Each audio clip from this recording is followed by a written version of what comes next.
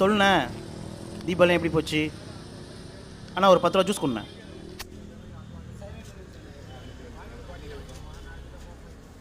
இங்கே தானே பக்கத்தில் ஜூஸ் குடிக்க வந்தேன். Okay okay okay. அண்ணா 2 பாக்கெட் பிஸ்கெட் தாங்கண்ணே. அண்ணா 10 ரூபா அதிகமாக இருக்குண்ணே.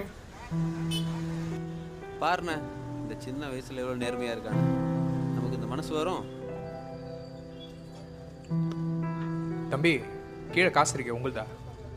Thanks bro.